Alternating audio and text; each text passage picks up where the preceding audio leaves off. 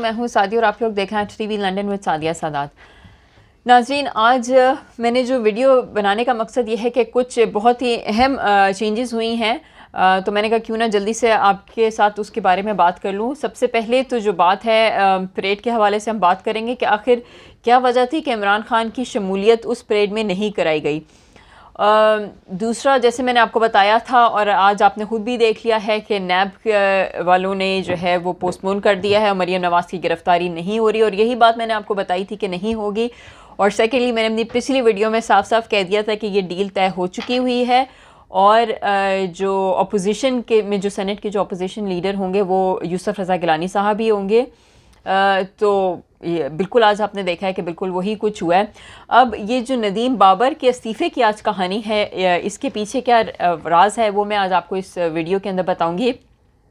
But हर दफ़ा की तरह पहले मेरी आपसे रिक्वेस्ट है कि आप मेरे चैनल को लाइक करें, शेयर करें और सब्सक्राइब करें। तो नाज़रीन, जैसे कि हम जानते हैं कि जिस वक्त ये कोरोना वायरस का पैंडेमिक शुरू हुआ और हमारे वज़ीर आज़म ने एक बयान दिया, उन्होंने कहा कि मैं लॉकडाउन नहीं करूँगा बिकॉज़ बहुत से लोगों के रोज़ी के ऊपर इफ़ेक्ट होगा और ये सारा कुछ,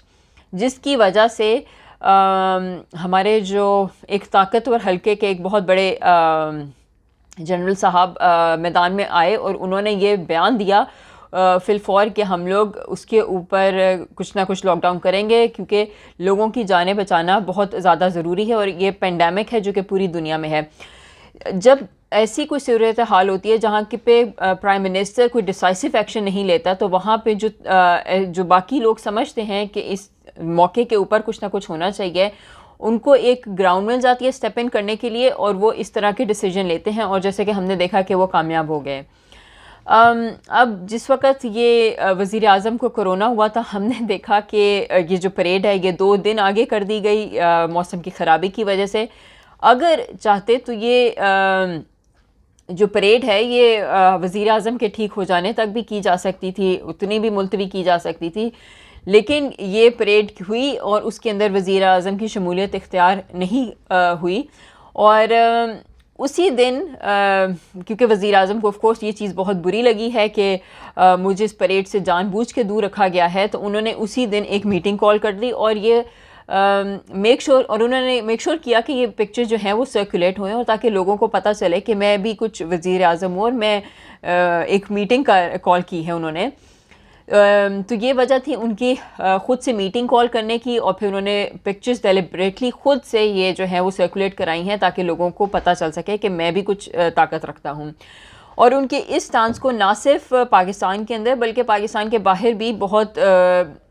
उनका ये जो एक्शन था इसको काफ़ी बुरे नज़र से देखा गया है। बिकॉज़ ऑफ कोर्स अगर आपको कोविड हुआ है और आप लोगों को एक मीटिंग कॉल कर रहे हैं तो ये काफ़ी एक बड़ा मतलब एक बुरा मैं कहती हूँ कि स्टेप है इसको जिस तरीके से लिया गया है।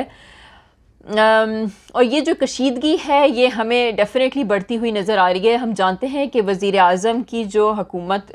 चलाने के पीछे जो हल्के हैं उनकी कुछ ना कुछ मजबूरी है इस गवर्नमेंट को चलाए रखने में, लेकिन इसका ये मतलब हरगिज़ नहीं है कि उनकी वो बहुत पसंदीदा शख्सियत बन गए हैं,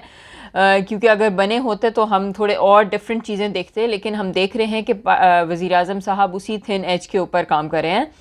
यही वजह है कि आज हम लोग देखते हैं कि नदीम बाबर को उन्होंने इस्तीफ़ा मांग लिया है, और ये मैं कहती हूँ कि ट्रूली एक ये फेस सेविंग इनका वज़ीर आज़म साहब का स्टांस है, क्योंकि जो पिछली रिपोर्ट के अंदर भी ये जो हर जगह पे IPPs के हवाले से आई थी उसके अंदर नदीम बाबर का नाम बहुत ज़्यादा आता है कि IPPs का जब भी नाम आता है और उसके अंदर जो भी घपले होते हैं उसके अंदर नदीम बाबर साहब का नाम बिल्कुल आता है।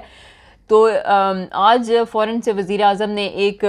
कहा कि जी नदीम बाबर से मैंने इस्तीफ़ा मांग लिया, और नदीम बाबर ने वो अपनी पोजीशन भी छोड़ दी है ताकि एक तरीके से जस्टिफाई कर दिया जाए कि हाँ मैं ठीक काम कर रहा हूँ और मैं भी इस तरीके की नज़र रखता हूँ। ये हो गई वो बात। और दूसरा, मैंने हमको बिल्कुल बताया था कि नैब जो है वो मरियम नवाज़ साहिबा को बिल्कुल नहीं गिरफ़्तार करेगी, और उसके पीछे भी एक बहुत ताकतवर हल्के हैं जो ये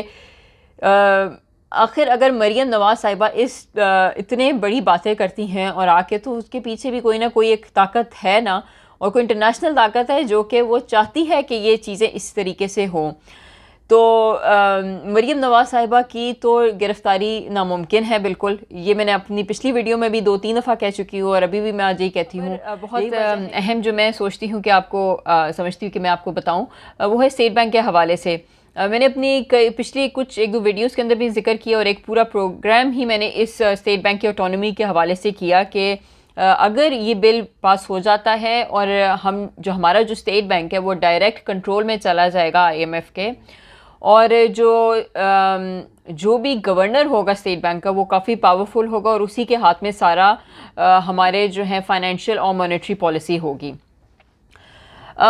اس حوالے سے کچھ جو آرڈیننس تھی وہ پاس ہونی بہت ضروری ہے، اور یہی وجہ ہے کہ پیپلز پارٹی نے ڈیل کی ہے حکومت کے ساتھ، اور یہ ایک بہت ہی زبردست میں کہتی ہوں ون ون سچویشن کی ڈیل ہے کہ انہوں نے یہ کہا ہے ان کو کافی ساری قانون سازیاں بھی کرنی ہیں، اور انہوں نے پیپلز پارٹی کو کہا کہ ہم آپ کو تنگ نہیں کریں گے، ہم آپ کا قاعدے حزب اختلاف بنائیں گے تو آپ ہمیں تنگ نہیں کریں، آپ ہماری ان آرڈیننس کے اندر منظوری کروا دیں.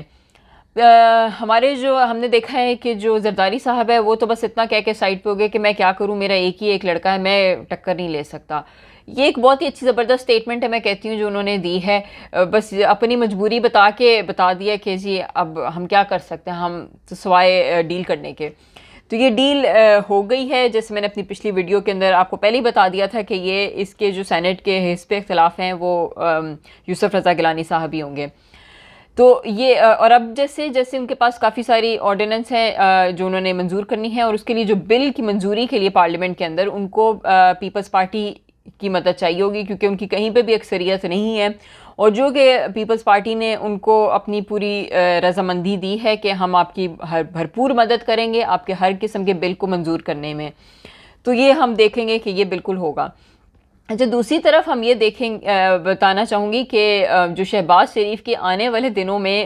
ان کی بھی ضمانت ہو جائے گی. ابھی تو ٹھیک ہے نون لیگ کو بہت دھچکا ملا ہے PDM کے حوالے سے بھی، اور یہ جو بھی آج ہم نے دیکھا ہے کہ کیونکہ نون لیگ چاہتے تھے کہ وہ جو طاہر صاحب ہیں وہ اپوزیشن لیڈر بنے، لیکن انہوں نے یوسف رضا گیلانی کو آگے کیا ہے اور وہ آج اپوائنٹ ہو گئے ہیں. تو یہاں پہ نون لیگ کو بہت دوبارہ سے دھچکا ملا ہے، لیکن آئندہ آنے والے دنوں کے اندر شہباز شریف کی جو ہے وہ ضمانت ہو جائے گی اور ہم ایک ڈیفرنٹ قسم کی سیاست دیکھیں گے. تب اس طرح کی ایجیٹیشن والی سیاست نہیں ہوگی، تب اسی طرح کی مفاہمت والی سیاست ہوگی جو ہمارے طاقتور حلقہ چاہ رہے ہیں ہونا، اور وہ امید رکھتے ہیں نون لیگ کے ساتھ اس طرح کی ڈیل ہو جائے. تو وہ اب ہم آنے والے دنوں کے اندر دیکھیں گے، ڈیل تو نہیں لیکن کچھ ایک نہ ایک جو مفاہمت والی سیاست ہے اس کو میں کہوں گی کہ وہ ہم لوگ دیکھیں گے کہ آئندہ آنے والے دنوں میں ہوگی. فی الوقت کے لیے اتنا ہی. میری اگلی ویڈیو تک کے لیے اپنا بہت سا خیال رکھیے گا. پاکستان پائندہ باد.